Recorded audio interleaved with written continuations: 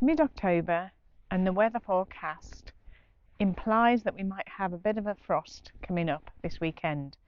It doesn't seem to be too drastic, so there's no great alarm, but it does mean that the weather is going to start getting cooler. So I need to think about lifting the dahlias. If we haven't met before, I'm Nicola. I'm a home gardener from Shropshire in the UK, and I have a cutting patch that I want to be as productive and efficient as possible. And when I say efficient, it means with as minimum effort as I can to be as productive as possible. So I don't necessarily want to cut corners, but I do want to find the easiest way of doing things. We're all getting older, and I don't want to be bending and digging in the cold and wet for more than I have to be. So I'm here to try and help make growing a cutting garden as easy as possible with as minimum time, because equally we don't all have all the time in the world. So if you're keen on finding out more, then stay tuned and we'll get back to lifting the dahlias. There are a few things that I need to do first, so I will walk you through that. First one being collect the flowers. There's no point wasting what we've got. Collect what flowers we've got, and I'm going to collect what seed heads we've got, because I'm going to try and experiment this year. There may be, because we've had such poor weather, I'm not convinced any of the seed heads that were left on the plants have had enough time to fully mature into viable seeds. But I will take what I've got, put it in a jar of water for a few days or a week, just to help them, give them as long as possible to mature, and then see where we are from then. I had hoped that the plants could stay in the ground for another week or so, just to do exactly that, let the seeds mature more on the plant. But you know, you've got to, it's a bit of a balance at this time. You don't want to lose your plants because it gets too frosty unexpectedly, whilst you're waiting for seeds. So I will try and collect what seed heads I've got, put them in jars of water for maintaining as long as possible, pick the flower heads, and then lift the tubers. Many of you might be asking, when do I lift my dahlias? When's the best time? And it's a balancing act. Obviously they're a tender perennial, so they need to be kept away from frost as much as possible. And it's the tubers that need to be protected from frost, not necessarily the leaves. So the leaves can get hit by frost. You'll know that they've been burnt by frost because they become blackened. It doesn't necessarily affect the plant unless the tuber has also been hit. So you need to be wary, but a small light frost is not going to harm the dahlia, but you do need to make sure that you protect them once the weather gets really cold. So you could lift all of your dahlias before any risk of frost, wherever that might be. So for me, I was looking towards the end of October. We're actually it looks as if we're getting frost in the mid-October, so I'm thinking lifting them now to prevent any issues. Alternatively, you could just protect the tubers from frost in the ground. So you could, if you've got light soil or in a warmer climate that doesn't get too cold, you could leave them in the ground and just give them put a really good layer of mulch on so that frost doesn't harm them. If you don't get frost, then there's no problem. But here in the UK, it's a zone 8, and we need to protect from frost. And here, for me, it's clay. So it is cold, damp clay soil. Therefore, I do need to lift them to make sure that my dahlias will continue into next year. The other factor you've got to consider is the tubers need time to get as many nutrients as they can from the sun, soil, etc. throughout the season. But generally, that shouldn't be a problem. So you need to allow 120 days-ish for growth. So that's about 3 months. So if your tubers have been in the ground growing for more than 3 months, that's okay. You can lift them without any problem of them not being grown, not having enough nutrition to take them through the winter. So for me, I started my tubers in April and then planted them out mid-June. So any time from mid-September is sufficient growth time for the tubers. So I'm okay now in mid-October. They've had plenty of time to grow. The other issue potentially is if you're saving seeds, the seeds need approximately 6 weeks, from what I understand, 6 weeks to form a viable seed. So if you're wanting to save seeds, then you obviously want them to be on the plant as long as possible for them to become viable. For me, if I'd started day one of the flowering season, then maybe I'd have them. I've no idea whether I've got viable seeds. I think I probably discovered that you could do this too late in the season, and I possibly have got nothing viable, but we shall see.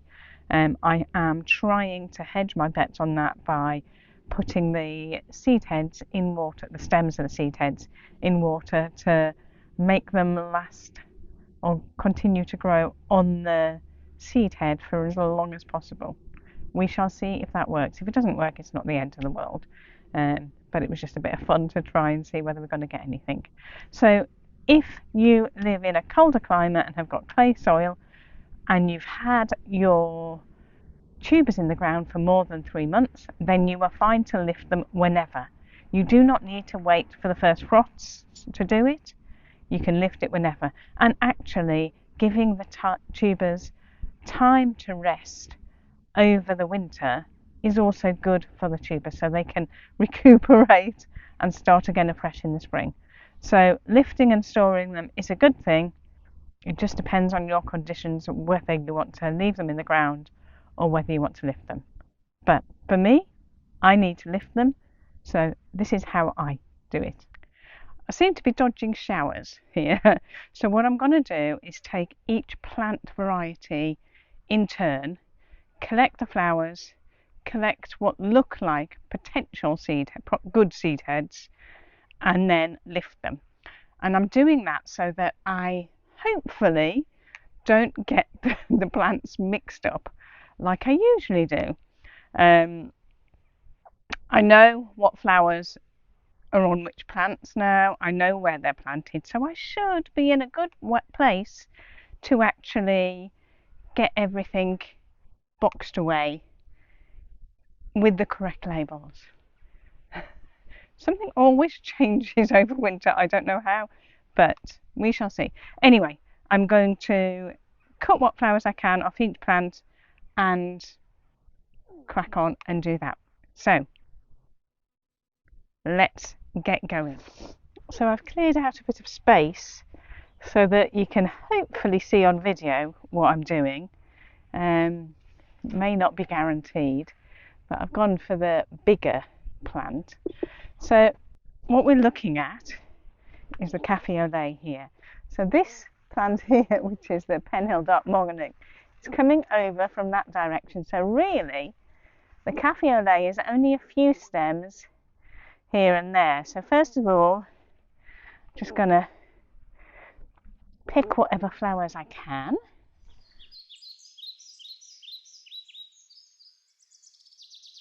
Now once the flowers have gone, I'm finding it difficult to know which stem is which because everything's sort of intermingled. So and I want to collect the seed heads and know what the seed heads have come from. So what I've found easier is if I now cut the stems right down low, so that once the stems are cut, obviously any seed heads on the cut stems are seed heads of the plant that we want. Right, and then I just need to go through and see if there is any seed heads. So let me just take that.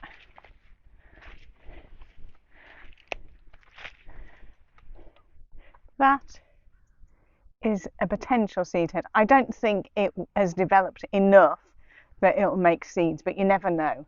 That is a bud of a new flower. So that I don't want. This sort of thing I do. So let me just see what else we've got. Again, that one is a seed head. You can see the dead petals that are on it. I can remove those. We want it to dry out is the plan. So if we squeeze it, it comes out. But I'm thinking this won't be mature enough to have been cut, even if I do keep it in water. I don't think it's going to be a sufficient length of time, but we shall see. We don't know. It's all an experiment and fun to find out. So let's clear this up, tidy up after the event. So what have we got? 11 possible seed heads. So we shall see what happens with that. So now we've cleared out the space so you can see what's happening. That's the tuber that's left.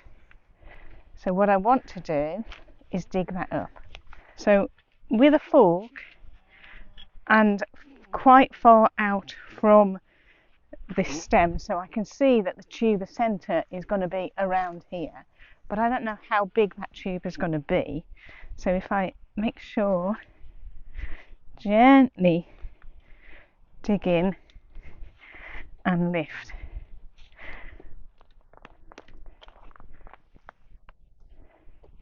And there you go. There we have a cafe au lait tuber. It's a biggie. So just want to knock off as much soil as I can for now, because we want to dry it off.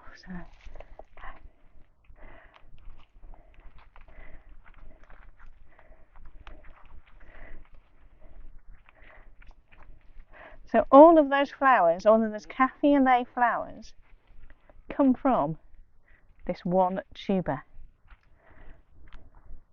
Amazing, isn't it? There's the label gone, there we go.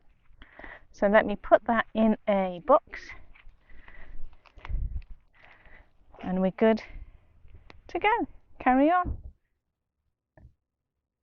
So there we have it.